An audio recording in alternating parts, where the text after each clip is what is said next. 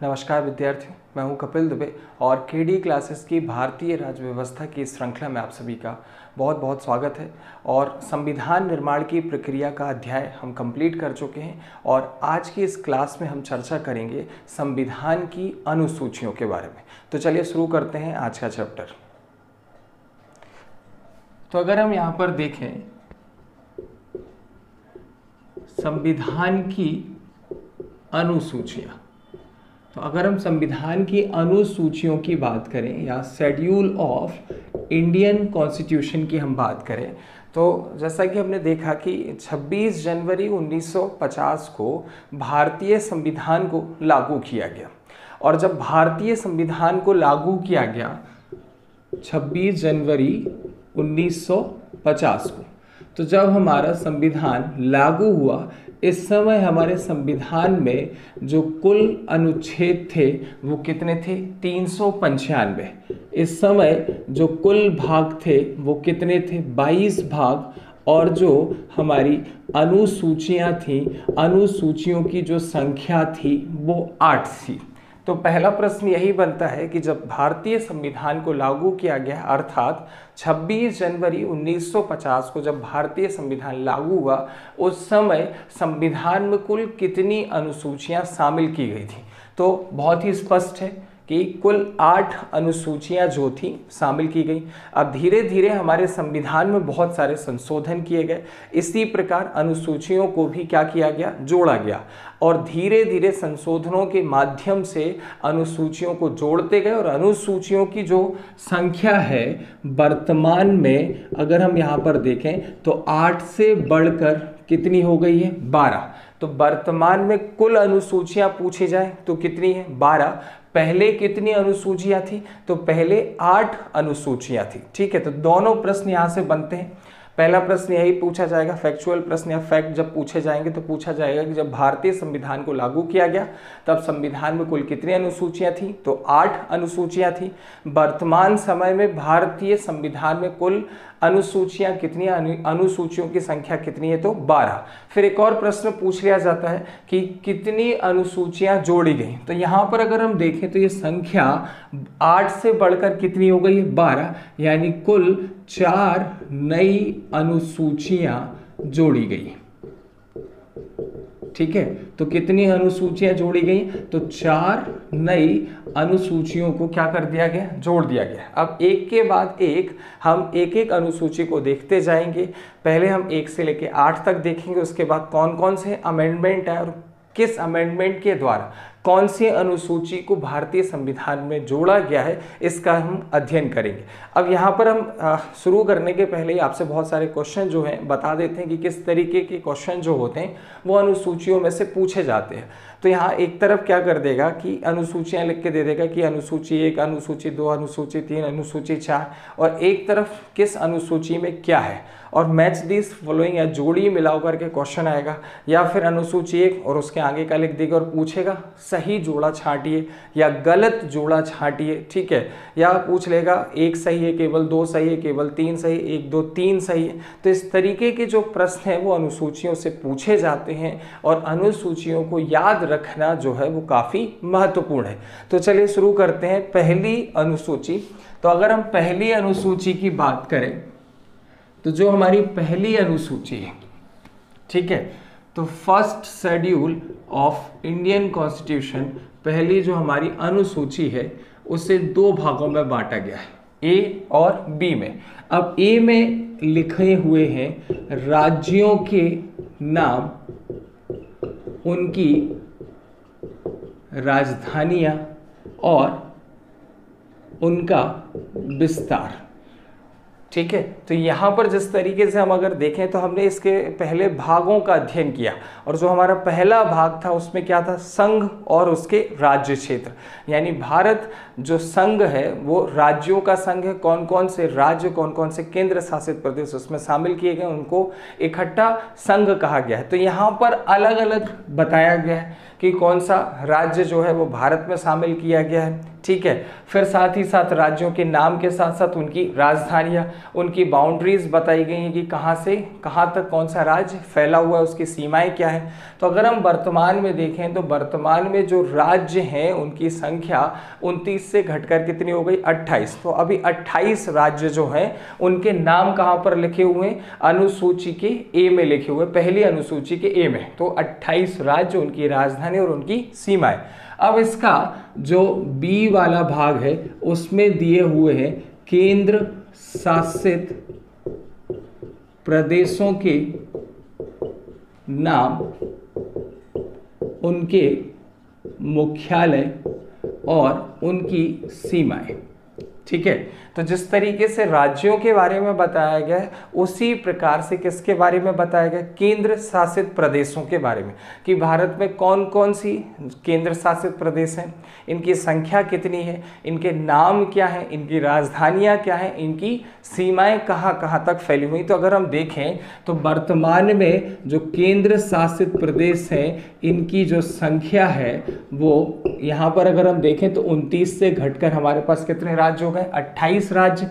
केंद्र शासित प्रदेश पहले 7 थे, अब इनकी संख्या बढ़कर कितनी हो गई, 9, क्योंकि जम्मू कश्मीर से राज्य का दर्जा छीन लिया गया है और एक नया केंद्र शासित प्रदेश बना दिया गया है लद्दाख। तो 7 से बढ़कर इनकी संख्या कितनी हो गई है, 9 हो गई है। तो यहाँ पर मैं लिख ही देता हूँ कि कौन कौन से जोड़े गए, जम्मू कश्मीर जोड़ा गया और दूसरा कौन सा जोड़ा गया, लद्दाख। ठीक है। तो जम्मू कश्मीर पहले राज्य था और अभी उसे क्या कर दिया गया, केंद्र शासित प्रदेश बना दिया गया, साथ ही साथ एक नया केंद्र शासित प्रदेश बना है, वो है लद्दाख। तो वर्तमान में अगर हम देखें तो पहली अनुसूची के अंतर्गत भारत के 28 राज्यों के नाम, उनकी राजधानियां और उनके सीमाओं के बारे में बताया गया। ए के पहली अनुसूची के बी में पूरे के पूरे 9 केंद्र शासित प्रदेशों के नाम, उनके हेडक्वार्टर्स और उनकी बाउंड्रीज के बारे में बताया गया। और वर्तमान में कितने केंद्र शासित प्रदेश हैं, 9, पहले कितने थे, 7। अब यहीं पर एक और महत्वपूर्ण अमेंडमेंट हमें देखना है जो कि परीक्षा के दृष्टिकोण से देखें तो बहुत बार पूछा जा चुका है, इसलिए इसको आपको इंपॉर्टेंट मार्क भी कर लेना है। कौन सा अमेंडमेंट है, 69th कॉन्स्टिट्यूशनल अमेंडमेंट एक्ट 1991। अगर हम हिंदी में बोले तो 69वां संविधान संशोधन अधिनियम 1991, और इसके द्वारा दिल्ली को राष्ट्रीय राजधानी क्षेत्र का दर्जा प्रदान किया गया था। ठीक है, राष्ट्रीय राजधानी क्षेत्र का क्या प्रदान किया गया, दर्जा प्रदान किया गया था। तो हम दिल्ली एनसीआर बोलते हैं, नेशनल कैपिटल रीजन। तो नेशनल कैपिटल रीजन का जो दर्जा है वो किसको दिया गया, दिल्ली को दिया गया। कौन सा अमेंडमेंट एक्ट है, 69 कॉन्स्टिट्यूशनल अमेंडमेंट एक्ट 1991। तो यहाँ पर 3-4 तरीके से प्रश्न पूछे जाते हैं कि भारत की राष्ट्रीय राजधानी क्षेत्र का दर्जा किसको दिया गया है, दिल्ली को दिया गया है। किस संविधान संशोधन के द्वारा प्रदान किया गया है, तो 69वें संविधान संशोधन के द्वारा। तीसरा यहाँ पर प्रश्न बनता है कि दिल्ली को राष्ट्रीय राजधानी क्षेत्र का दर्जा किस वर्ष प्रदान किया गया। तो ये जो संविधान संशोधन अधिनियम है ये कब पारित हुआ है, 1991 में। तो इसका आंसर क्या होगा, 1991। तो ये हमने किसकी बात कर ली, पहली अनुसूची की बात कर ली, कि जो संविधान की पहली अनुसूची है उस अनुसूची में अगर हम देखें तो पहली अनुसूची के अंतर्गत सभी राज्यों के नाम आते हैं, उनकी राजधानियां आती हैं और उनका विस्तार आता है। उसके बाद बी में आता है केंद्र शासित प्रदेशों के नाम, उनके मुख्यालय और उनके विस्तार। वर्तमान में भारत में 28 राज्य और 9 केंद्र शासित प्रदेश जो हैं पहली अनुसूची के अंतर्गत शामिल किए गए। फिर 69वें संविधान संशोधन अधिनियम 1991 या 69th कॉन्स्टिट्यूशनल अमेंडमेंट एक्ट 1991 के द्वारा दिल्ली को राष्ट्रीय राजधानी क्षेत्र का दर्जा प्रदान किया गया है। तो ये हमने किसकी बात कर ली, पहली अनुसूची की। अब हम किसकी बात करेंगे, दूसरी अनुसूची की। तो जो हमारी सेकंड शेड्यूल है इसमें से भी कई बार प्रश्न पूछे जा चुके हैं। ठीक है, तो सीधा सीधा सा प्रश्न आता है कि द्वितीय अनुसूची जो है हमारे संविधान की वो किससे संबंधित है। तो ये वेतन,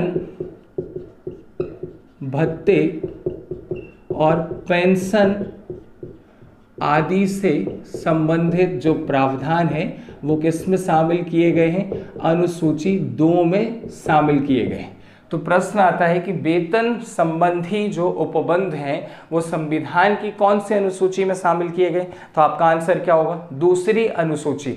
या इसी प्रश्न को उल्टा पूछ लेता है कि संविधान की दूसरी अनुसूची किससे संबंधित है? तो वेतन, भत्ते और पेंशन से संबंधित है। अब ये जो है बहुत ही साधारण सा प्रश्न हो गया, कई बार एग्जाम्स में पूछा जा चुका है, तो आजकल वो इतना सिंपल प्रश्न नहीं पूछता है। तो यहाँ पर अगर हम देखें, अब वो ये पूछेगा कि द्वितीय अनुसूची में किसकी सैलरी का वर्णन किया गया है और किसकी सैलरी का वर्णन नहीं किया गया है। तो आपको अब यहाँ पर कुछ लोगों के जो नाम दिए गए हैं, जो कुछ पद हैं, उनके नाम जो है आपको याद रखने, क्योंकि वो पेपर में पूछे जाते हैं। तो इसको याद करने का एक तरीका है, हमने जैसे बोला कि यहाँ पर सबसे पहले भारत में क्या आता है? केंद्र। फिर उसके बाद क्या आता है? राज्य सरकार। तो पहले हम एक तरफ केंद्र का भाग बना लेंगे, एक तरफ किसका भाग बना लेंगे? राज्य। अब जो पद जो है केंद्र के अंतर्गत आते हैं उन्हें केंद्र के नीचे लिख लेंगे, जो पद राज्य के अंतर्गत आते हैं उन्हें राज्य के नीचे लिख लेंगे। तो सबसे पहले यहाँ पर अगर हम देखें तो केंद्र के अंतर्गत भारत का जो सबसे बड़ा अधिकारी है वो कौन होता है? राष्ट्रपति, यानी कि प्रेसिडेंट। राज्य का जो सबसे बड़ा अधिकारी होता है वो कौन होता है? राज्यपाल। तो यहाँ पर प्रेसिडेंट और दूसरे नंबर पर गवर्नर। अब इसके बाद यहाँ पर देखें तो लोकसभा का अध्यक्ष और उपाध्यक्ष। तो किस किस की सैलरी का वर्णन है? लोकसभा के अध्यक्ष और उपाध्यक्ष। अब यहाँ केंद्र में अगर हम देखें तो लोकसभा होती है, और यहाँ पर राज्य में अगर हम, ये संसद की बात हो गई, यहाँ पर विधानमंडल की बात करेंगे तो विधानमंडल के अंतर्गत पहला क्या आ जाएगा? राज्य विधानसभा। तो जो राज्य विधानमंडल का पहला सदन होता है वो कौन सा होता है? लेजिस्लेटिव असेंबली, यानी कि विधानसभा। तो विधानसभा का अध्यक्ष और उपाध्यक्ष। ठीक है, तो 2 अधिकारी हमने यहां पर ले लिया, 2 अधिकारी हमने यहां पर ले लिए। अब लोकसभा के बाद क्या आता है? राज्यसभा। तो यहां पर आ जाएगा राज्यसभा का सभापति, और साथ ही साथ यहीं पर आ जाएगा राज्यसभा का उपसभापति।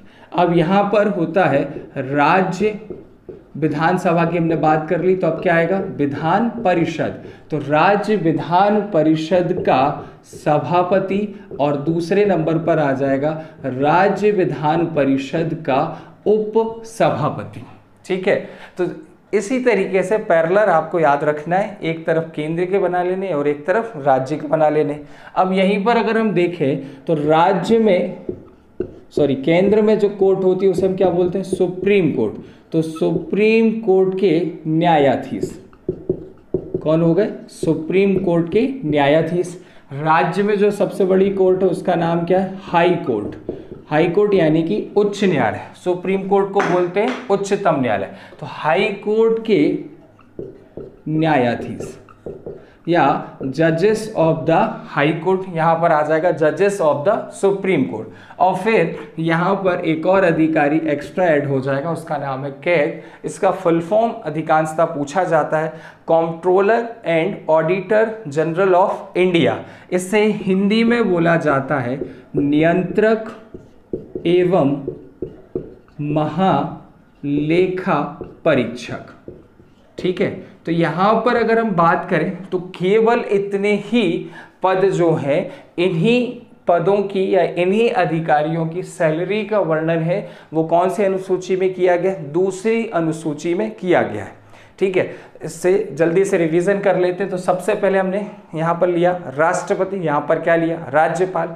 लोकसभा के अध्यक्ष और उपाध्यक्ष, यहाँ पर राज्य विधानसभा के अध्यक्ष और उपाध्यक्ष, राज्यसभा के सभापति और उपसभापति, राज्य विधान परिषद के सभापति और उपसभापति, सुप्रीम कोर्ट या उच्चतम न्यायालय के न्यायाधीश, यहाँ पर हाई कोर्ट या उच्च न्यायालय के न्यायाधीश। उसके बाद कैग आ गया, यानी controller and auditor general of India. अब यहाँ पर कहीं पर भी देखें हम तो आपको क्या प्रधानमंत्री लिखा हुआ दिखाई दे रहा है, तो कहीं पर भी मैंने प्रधानमंत्री नहीं लिखा है। और जब भी प्रश्न आता है द्वितीय अनुसूची से तो वो किसका ऑप्शन डालता है, प्रधानमंत्री का, ठीक है। तो यहाँ पर कहीं पर भी मैंने प्रधानमंत्री मेंशन नहीं किया है। इस तरीके से प्रश्न आएगा कि निम्नलिखित में से किसकी सैलरी का वर्णन द्वितीय अनुसूची में नहीं किया गया है, उसमें ऑप्शन दे देगा राष्ट्रपति, राज्यपाल, सुप्रीम कोर्ट के जजेस और प्रधानमंत्री। तो आपका आंसर क्या हो जाएगा, प्रधानमंत्री। दूसरी चीज एक और समझें, कहीं पर भी मैंने उपराष्ट्रपति नहीं लिखा हुआ है। क्या नहीं लिखा है, उपराष्ट्रपति। तो यहाँ पर जो उपराष्ट्रपति है उसे राज्यसभा के सभापति का वेतन दिया जाता है, क्योंकि हमारा जो उपराष्ट्रपति होता है वो राज्यसभा का क्या होता है, पदेन सभापति होता है, ex officio chairman of the upper house of the parliament. तो यहाँ पर हमने कहीं पर भी उपराष्ट्रपति नहीं लिखा है। अगर उपराष्ट्रपति भी ऑप्शन में देता है तो आप आंसर लिखेंगे उपराष्ट्रपति, क्योंकि उपराष्ट्रपति को द्वितीय अनुसूची के अंतर्गत अगर हम देखें तो राज्यसभा के सभापति का क्या मिलता है, वेतन मिलता है। तो ये हमने कौन सी अनुसूची की बात कर ली, द्वितीय अनुसूची की बात कर ली, ठीक है। जल्दी से इसका रिवीजन कर लेते हैं कि जो संविधान की दूसरी अनुसूची है उस दूसरी अनुसूची में वेतन, भत्ते और पेंशन से संबंधित प्रावधानों को शामिल किया गया है। निम्नलिखित पदों की या अधिकारियों की सैलरी का वर्णन जो है वो द्वितीय अनुसूची में मिलता है। राष्ट्रपति, राज्यपाल, लोकसभा और राज्य विधानसभा के अध्यक्ष और उपाध्यक्ष, राज्यसभा और राज्य विधान परिषद के सभापति और उपसभापति, सुप्रीम कोर्ट और हाई कोर्ट के जजेस, नियंत्रक और महालेखा परीक्षक, ठीक है। अब आगे बात कर लेते हैं तीसरी अनुसूची की। तो तीसरी जो अनुसूची है हमारे संविधान की, तीसरी अनुसूची में शपथ का वर्णन किया गया है, ओथ एंड एफर्मेशन बोलते हैं। तो शपथ का वर्णन किसमें किया गया, संविधान की तीसरी अनुसूची में किया गया है। अब यहाँ पर भी दूसरी अनुसूची के तरीके से बहुत सारे पद नाम का वर्णन मिलता है। तो प्रश्न यहाँ से भी वही आएगा कि किसकी शपथ का वर्णन द्वितीय अनुसूची में किया गया है या नहीं किया गया है। तो सेम पैटर्न पे चलेंगे, एक तरफ क्या बना लेंगे केंद्र और एक तरफ क्या बना लेंगे राज्य। तो सबसे पहले यहाँ पर आ जाएगा संघ के मंत्री, क्या लिखा मैंने, संघ के मंत्री। यहाँ पर आ जाएगा राज्य के मंत्री, ठीक है। ये किसी किताब में आपको इस तरीके से सिस्टमेटिक नहीं मिलेगा, ये याद करने के लिए मैं आपको बता रहा हूँ। आपके पास समय की कोई बाध्यता नहीं, वीडियो रिकॉर्डिंग के दौरान आप चाहें तो पॉज करके चाय पी लें, घूम लें, फिर लें, आपका जब मन हो आप तब बार बार वीडियो प्ले कर करके आप उसे देखते जाएं, अपने नोट्स बनाते जाएं, याद करने का प्रयास करें। लेकिन समयाभाव के कारण मैं पूरा वीडियो एक ही साथ बना रहा हूँ। तो यहाँ पर मैंने लिखा संघ के मंत्री और दूसरा कौन सा है, राज्य के मंत्री। फिर यहाँ पर आ जाएगा संसद के सदस्य, तो संसद लिख दिया यानी लोकसभा और राज्यसभा। फिर यहाँ पर संसद की जगह जो शब्द इस्तेमाल होगा वो होगा राज्य विधान मंडल यानी state legislature, all members of state legislature. यहाँ पर आ गया all members of the parliament, minister of union, minister of state, ठीक है। फिर उसके बाद यहाँ पर लिखेंगे सुप्रीम कोर्ट के जज या जजेस ऑफ द सुप्रीम कोर्ट या उच्चतम न्यायालय के न्यायाधीश। यहाँ पर आ जाएगा हाई कोर्ट के जज, किसके जज आ जाएंगे, हाई कोर्ट के जज यानी उच्च न्यायालय के न्यायाधीश। और उसके बाद एक और हमारा अधिकारी आ जाएगा कैग यानी नियंत्रक एवं महालेखा परीक्षक। कहीं पर भी राष्ट्रपति, अब जो देखो राष्ट्रपति जो होता है ना वो हमारे संसद का सदस्य होता है, वो किसी भी सदन का सदस्य नहीं होता है। तो यहाँ पर कहीं पर भी राष्ट्रपति का उल्लेख नहीं, और राष्ट्रपति की शपथ का उल्लेख जो है वो संविधान के भाग 5 के आर्टिकल 60 में किया गया। तो अलग से उसके लिए आर्टिकल जो है वो कौन सा, 60 है। तो आपको ये नाम याद रखने की किस किस की शपथ का वर्णन किया गया। तो सबसे पहले क्या आ गया, संघ के मंत्री, राज्य के मंत्री, संसद के सभी सदस्य, राज्य विधान परिषद, विधान मंडल। विधान मंडल जैसे ही मैंने बोला उसमें विधानसभा आ जाएगा और विधान परिषद आ जाएगा। संसद जैसे ही बोला लोकसभा और राज्यसभा आ जाएगा। तो राज्य विधान मंडल के सभी सदस्य, सुप्रीम कोर्ट और हाई कोर्ट के जजेस और controller and auditor general of India यानी कि नियंत्रक और महालेखा परीक्षक। तो ये हमने कौन सी अनुसूची की बात कर ली, तीसरी अनुसूची की बात कर ली। अब यहाँ पर आगे बढ़ते हैं और चौथी अनुसूची की ओर अग्रसर होते हैं। तो जो हमारी चौथी अनुसूची है, चौथी अनुसूची की अगर हम बात करें तो इसमें राज्यसभा की सीटों का आवंटन से संबंधित उपबंधों को शामिल किया गया है या प्रावधानों को शामिल किया गया है। तो provision for the allocation of the seats of Rajya Sabha. तो यहां पर अगर हम बोले राज्यसभा की सीटों का बंटवारा, तो राज्यसभा से किस राज्य की कितनी सीटें जाएंगी, किस केंद्र शासित प्रदेश का राज्यसभा में प्रतिनिधित्व रहेगा और उस केंद्र शासित प्रदेश की कितनी सीटें जो होंगी वो राज्यसभा में जाएंगी। तो इन सभी की अगर हम बात करें तो इनसे संबंधित जो अनुसूची है वो कौन सी है, चौथी अनुसूची है।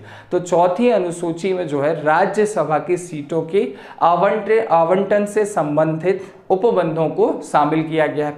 तो यहाँ पर अगर हम थोड़ा सा और डिटेल में समझें तो राज्यसभा की अगर हम देखें तो वर्तमान में जो सीटों की संख्या है, तो वर्तमान में सीटों की संख्या कितनी है, 245।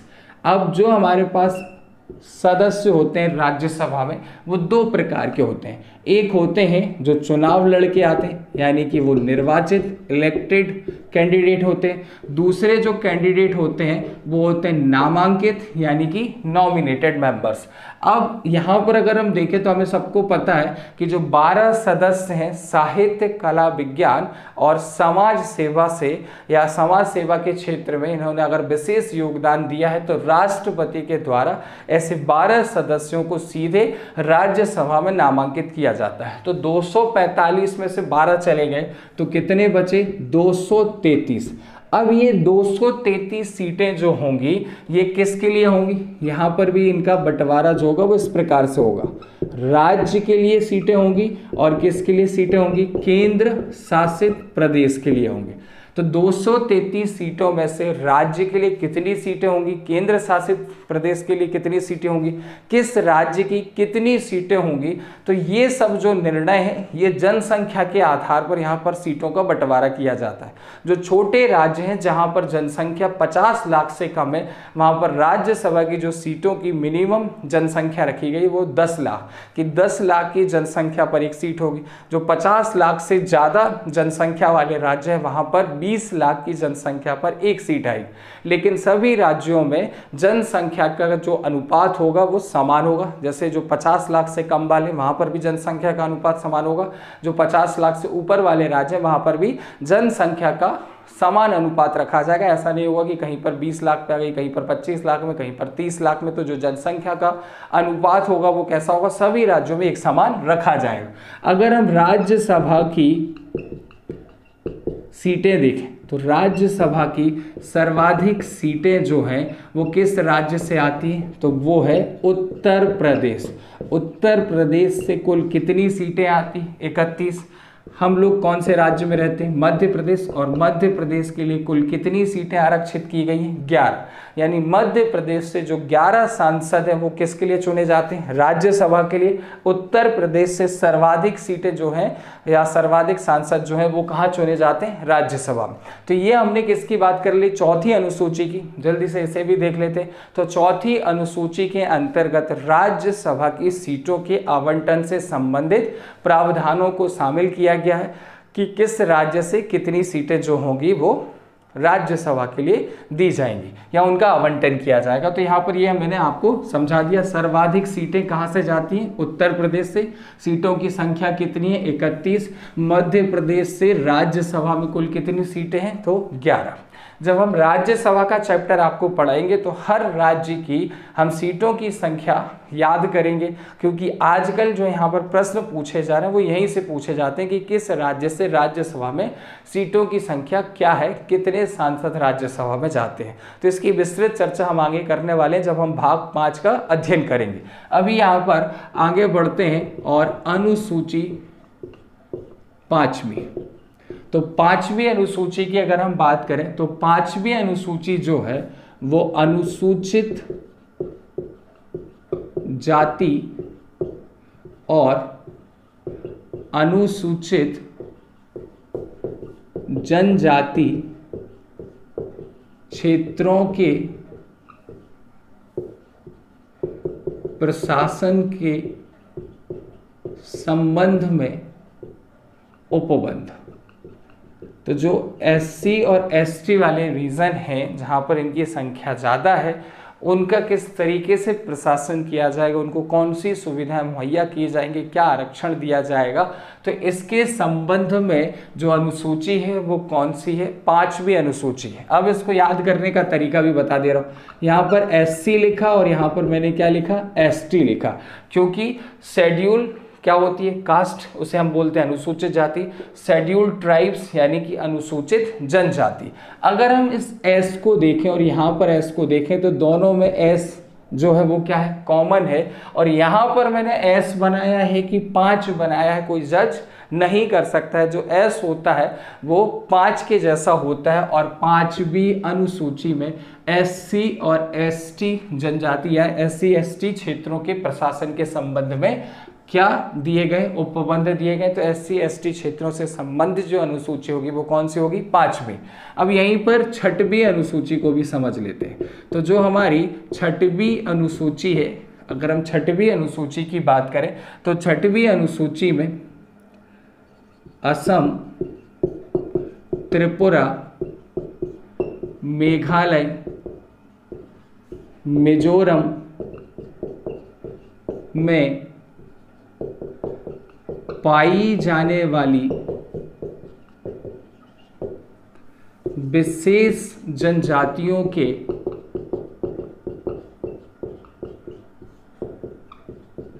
संबंध में उपबंध किए गए। ठीक है, तो असम, त्रिपुरा, मेघालय और मिजोरम में कुछ स्पेशल ट्राइब्स पाई जाती हैं। इनके प्रशासन के संबंध में जो उपबंध हैं वो कौन सी अनुसूची में डाले गए, अनुसूची 6 में डाले गए। तो यहाँ पर प्रश्न आता है कि अनुसूची 6 के अंतर्गत किस राज्य की जनजाति, किस राज्य में पाई जाने वाली विशेष जनजातियों के संबंध में उपबंध किए गए। तो आपको ये चारों नाम, ये चारों स्टेट के नाम आपको याद रखने हैं। तो यहां पर मैं आपको ट्रिक बता दे रहा हूं। एटीएम मनी, हम एटीएम जाते और एटीएम में क्या निकालते हैं, मनी निकालते हैं। तो ए से आ जाएगा असम, टी से आ जाएगा त्रिपुरा, एम से आ जाएगा मेघालय और इस एम से आ जाएगा मिजोरम। या एक और तरीका है, इसे इस तरीके से अगर हम लिखें एटी और एम का होल स्क्वायर, तो यहां पर आ जाएगा ए से असम, टी से त्रिपुरा और एम से क्या आ जाएगा, मेघालय, और एक और एम बचा उससे आ जाएगा मिजोरम। क्योंकि जो एटीएम आपको प्रहा मिलेगा वो कहाँ पर मिलेगा, चौराहे पर मिलेगा। तो एटीएम स्क्वायर याद रख लें। या एटीएम हम क्यों जाते हैं, मनी निकालने के लिए जाते हैं। तो जो भी आपको बेटर लगे या आप जो अच्छा तरीका खुद भी बना सकें, जो शायद मुझसे भी बेहतर हो, आप अपने तरीके से इसे याद करने का प्रयास करें। मुझे जो याद है मैंने आपको दोनों तरीके बता दिए। एटीएम स्क्वायर, तो जैसे अगर हम यहाँ पर देखें तो एक ऐड आती है पेटीएम करो, तो यहाँ पर आ जाएगा एटीएम स्क्वायर करो, ऐसे याद रख लेना। तो कौन सी अनुसूची आ जाएगी, 6वीं अनुसूची। ए से असम, टी से त्रिपुरा, एम से मेघालय और एम से मिजोरम। तो असम, त्रिपुरा, मेघालय और मिजोरम में पाई जाने वाली विशेष जनजातियों के प्रशासन के संबंध में जो उपबंध हैं वो कौन सी अनुसूची में किए गए, अनुसूची 6 में। तो यहाँ तक हम 6 अनुसूचियाँ देख चुके हैं। अब हम शुरू करते हैं 7वीं अनुसूची। और जो 7वीं अनुसूची है ये काफ़ी महत्वपूर्ण है और ये एग्जाम में यहाँ से हमेशा प्रश्न पूछे जाते हैं, अक्सर प्रश्न पूछे जाते हैं या संभावना रहती है कि यहाँ से प्रश्न जो होंगे वो पूछे जाएंगे। तो यहाँ पर अगर हम देखें 7वीं अनुसूची, तो 7वीं अनुसूची में 3 सूचियों को शामिल किया गया और इन सूचियों के माध्यम से केंद्र और राज्य के बीच शक्तियों का क्या किया गया, विभाजन किया गया। तो यहाँ पर मैं लिख देता हूँ कि सूचियों के द्वारा केंद्र और राज्य के बीच शक्तियों का बंटवारा। Power distribution between the union and the state through list. ठीक है, तो यहाँ पर मैंने लिखा है कि सूचियों के द्वारा, जैसे मैंने सूचियों बोला मतलब एक से ज्यादा है। ठीक है, तो सूचियों के द्वारा केंद्र और राज्य के बीच शक्तियों का बंटवारा। अब सूचियां कितनी हैं? तो 3 सूचियां हैं। ठीक है, तो यहाँ पर मैंने लिख दिया कि 3 सूचियों के द्वारा केंद्र और राज्य के बीच शक्तियों का बंटवारा। अब यहाँ पर पहली जो सूची है उसका नाम है संघ सूची। कौन सी सूची? संघ सूची, यूनियन लिस्ट। दूसरी जो सूची है उसका नाम है राज्य सूची यानी कि स्टेट लिस्ट। और तीसरी जो सूची है उसका नाम है समवर्ती सूची, और समवर्ती सूची को बोला जाता है कॉनकरेंट लिस्ट। ठीक है, तो यूनियन लिस्ट, स्टेट लिस्ट और कॉनकरेंट लिस्ट। तो यहां पर अगर हम देखें संघ सूची, राज्य सूची और समवर्ती सूची, और इन सूचियों के माध्यम से केंद्र और राज्य के बीच शक्तियों का क्या किया गया? बंटवारा किया गया है। अब इन सूचियों के अंतर्गत क्या आता है? तो इस सूची की अगर हम बात करें तो इस सूची के अंतर्गत राष्ट्रीय और अंतरराष्ट्रीय महत्व के विषय शामिल किए गए। तो कौन कौन से विषय शामिल किए गए? राष्ट्रीय और अंतरराष्ट्रीय महत्व के विषय शामिल किए गए। और अगर हम यहाँ पर देखें तो इन पर कानून बनाने का अधिकार केवल किसको दिया गया है? केंद्र सरकार को दिया गया है। तो अगर हम देखें तो जो राष्ट्रीय स्तर के मुद्दे हैं और जो अंतर्राष्ट्रीय स्तर के मुद्दे हैं वो कौन हैंडल करती है? हमारी केंद्र सरकार, क्योंकि ये किसके अधिकार के अंतर्गत है? संघ सूची। और संघ सूची में कानून बनाने का अधिकार किसको दिया गया? केंद्र सरकार को दिया गया है। तो इस सूची में जो विषय शामिल किए गए हैं वो राष्ट्रीय और अंतर्राष्ट्रीय महत्व से संबंधित हैं। कानून केवल केंद्र सरकार बनाएगी। ठीक है, इसके अलावा कोई और कानून नहीं बना सकता है। अब यहाँ पर 2 तरीके के और प्रश्न आएंगे देखने को, अभी आगे चलेंगे तो दिखाई दे जाएगा, आपको समझ में भी आ जाएगा। तो सबसे पहले ये पूछ लेता है कि संघ सूची में जब हमारा संविधान लागू किया गया था तब शामिल किए गए विषयों की संख्या कितनी थी? तो अगर हम यहाँ पर देखें तो पहले इसमें 97 विषय थे। कितने विषय थे? 97। बाद में संशोधन करके कुछ और विषयों को शामिल किया गया और वर्तमान में कितने विषय हैं? 100 विषय। तो ये आपको याद रखना है, यानी कितने नए विषय जोड़ दिए गए? 3 नए विषय जोड़ दिए गए। तो संघ सूची में राष्ट्रीय अंतर्राष्ट्रीय महत्व के विषयों को शामिल किया गया जिन पर कानून बनाने का अधिकार केवल केंद्र सरकार को दिया गया है। पहले इस अनुसूची में शामिल किए गए विषयों की संख्या 97 थी, वर्तमान में 3 नए विषयों को जोड़ दिया गया और इनकी संख्या बढ़कर कितनी हो गई है? 100 हो गई है। अब राज्य सूची की बात करें तो यहाँ पर जो विषय होंगे वो कौन से महत्व से संबंधित होंगे? राजकीय महत्व से संबंधित होंगे। अब कानून कौन बनाएगा? तो कानून केवल राज्य सरकार बनाएगा। तो जो राज्य सूची के अंतर्गत विषय शामिल किए गए वो स्टेट इंपॉर्टेंस के सब्जेक्ट हैं और इस पर कानून केवल कौन बनाएगा? लॉ मेकिंग का जो अधिकार है वो केवल स्टेट गवर्नमेंट को है, यानी कि राज्य सरकार को है। अब इस विषय की अगर हम बात करें तो इस सूची के अंतर्गत जो पहले शामिल किए गए विषय थे उनकी संख्या थी 66। कितने विषय शामिल किए गए थे? 66 विषय इसमें शामिल किए गए थे। अब वर्तमान में इसमें शामिल किए गए विषयों की संख्या घटकर कितनी हो गई? 61। यानी कि इसमें अगर हम देखें तो 5 विषय जो हैं वो घट गए, इनको हटा दिया गया है। तो राज्य सूची में राजकीय महत्व से संबंधित विषयों को शामिल किया गया जिन पर कानून बनाने का अधिकार केवल राज्य सरकार को दिया गया है। पहले राज्य सूची में शामिल किए गए विषयों की संख्या 66 थी जो वर्तमान में घटकर कितनी हो गई? 61। अब तीसरी सूची है हमारे पास समवर्ती सूची। ये समवर्ती सूची हमने कौन से देश से ली है? ऑस्ट्रेलिया। तो ये पूछ लिया जाता है कि समवर्ती सूची जो कॉनकरेंट लिस्ट का जो कॉन्सेप्ट है हमने किस देश के संविधान से लिया है? तो ऑस्ट्रेलिया से लिया है। अब समवर्ती सूची में कौन कौन से विषय शामिल किए गए? तो इसमें राष्ट्रीय के बाद अंतरराष्ट्रीय महत्व के बाद राजकीय महत्व।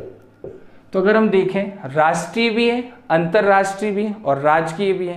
राष्ट्रीय अंतर्राष्ट्रीय पे कानून कौन बनाता है? केंद्र सरकार। राजकीय महत्व पे कौन बनाता है? राज्य सरकार। तो यहाँ पर सभी विषय जिनके बीच में विवाद था, जो ना हम सीधे केंद्र सरकार को दे पाए ना हम सीधे राज्य सरकार को दे पाए, तो हमने किसको दे दिया? समवर्ती सूची में डाल दिया। अब इस पर कानून कौन बना सकता है? केंद्र सरकार भी बना सकती है और राज्य सरकार भी बना सकती है। तो केंद्र सरकार और राज्य सरकार दोनों को कानून बनाने का अधिकार इस पर दिया गया है। लेकिन हम देखें तो जो भारत की व्यवस्था है वो संघीय व्यवस्था है, फेडरल सिस्टम है, और अंत में किसकी चलती? केंद्र की। तो यदि एक ही विषय पर, जो इस अनुसूची का कोई विषय, और उस विषय पर पहले किसने कानून बना दिया? राज्य सरकार ने, तो वो केवल कहाँ पर लागू होगा? उस राज्य में। और बाद में अगर केंद्र सरकार को लगता है कि नहीं ये राष्ट्रीय महत्व का विषय है और इस पर जो कानून होना चाहिए वो पूरे देश के लिए लागू होना चाहिए, और बाद में उसी विषय पर कौन कानून बना देती है? केंद्र सरकार। तो जब केंद्र सरकार कानून बना देगी तो जो राज्य में कानून लागू था वो समाप्त हो जाएगा और केंद्र सरकार द्वारा लागू किया गया कानून ही देश में क्या हो जाएगा? उस राज्य में भी लागू होगा। तो यहां पर मैं लिख ही देता हूं कि एक ही विषय पर कानून बनाने की स्थिति में केवल केंद्र सरकार द्वारा बनाया गया कानून मान्य होगा। यानी इस स्थिति में राज्य सरकार के द्वारा जो कानून बनाया गया है वो खारिज हो जाएगा और केंद्र द्वारा बनाया गया कानून लागू हो जाएगा। तो हमने ये 6 अनुसूचियों को देख लिया। यहाँ पर विषय और देख लेते। तो पहले इसमें जो विषय थे उनकी संख्या थी 47, पहले थे ये। अब पूछ लेगा कि वर्तमान में कितने विषय हैं, तो वर्तमान में इनकी संख्या जो है 52 है। तो यहाँ से अगर हम देखें तो 5 विषय घट गए और इसमें कितने विषय बढ़ गए? 5। तो जो राज्य सूची से विषयों को हटाने की शक्ति है वो किसके पास? राज्यसभा के पास है। तो जब राज्यसभा का हम अध्ययन करेंगे तो कौन सा आर्टिकल है, किस तरीके से ये प्रस्ताव आता है, किस तरीके से, कितने बहुमत से विशेष बहुमत के साधारण बहुमत कैसा होता है, क्या प्रक्रिया होती है, किस प्रकार से ये विषय हटाए जाते हैं, इसकी पूरी विस्तृत चर्चा जो है हम राज्यसभा के चैप्टर में करेंगे। तो अभी हम 6 अनुसूचियों का अध्ययन कर चुके हैं, जल्दी से इनका रिवीजन कर लेते हैं। तो पहली अनुसूची में क्या है? राज्यों के नाम, उनकी राजधानियां और उनकी सीमाएं। फिर पहली के बी में क्या है? केंद्र शासित प्रदेशों के नाम, उनके मुख्यालय और उनकी सीमाएं। साथ ही साथ 69 कॉन्स्टिट्यूशनल अमेंडमेंट एक्ट 1991 के द्वारा दिल्ली को राष्ट्रीय राजधानी क्षेत्र का दर्जा दिया गया। दूसरी अनुसूची में वेतन, भत्ते और पेंशन के बारे में बताया गया है। राष्ट्रपति, राज्यपाल, लोकसभा और राज्य विधानसभा के अध्यक्ष और उपाध्यक्ष, राज्यसभा और राज्य विधान परिषद के सभापति और उपसभापति, सुप्रीम कोर्ट और हाई कोर्ट के जजेस और नियंत्रक और एवं महालेखा परीक्षक की सैलरी का ही वर्णन केवल दूसरी अनुसूची में किया गया है। अनुसूची 3 में शपथ के बारे में वर्णन किया गया, शपथ का प्रावधान किया गया। किस किस की शपथ का वर्णन है? संघ के मंत्री, राज्य के मंत्री, संसद के सभी सदस्य, राज्य विधानसभा के सभी सदस्य या राज्य विधानमंडल के सभी सदस्य, सुप्रीम कोर्ट के जजेस, हाई कोर्ट के जजेस और comptroller and auditor general of India. चौथी अनुसूची में राज्यसभा की सीटों का आवंटन है। 5वीं अनुसूची में SC/ST क्षेत्रों के लिए विशेष उपबंध शामिल किए गए। 6वीं अनुसूची में ATM स्क्वायर, असम, त्रिपुरा, मेघालय और मिजोरम में पाई जाने वाली विशेष जनजातियों के बारे में उपबंध शामिल किए गए। और 7वीं अनुसूची में 3 सूचियों के द्वारा शक्तियों का बंटवारा किया गया केंद्र और राज्य के बीच में। तो ये 6 अनुसूचियों का हमने अध्ययन कर लिया। 6 अनुसूचियों के बारे में हम नेक्स्ट वीडियो में जानेंगे। धन्यवाद।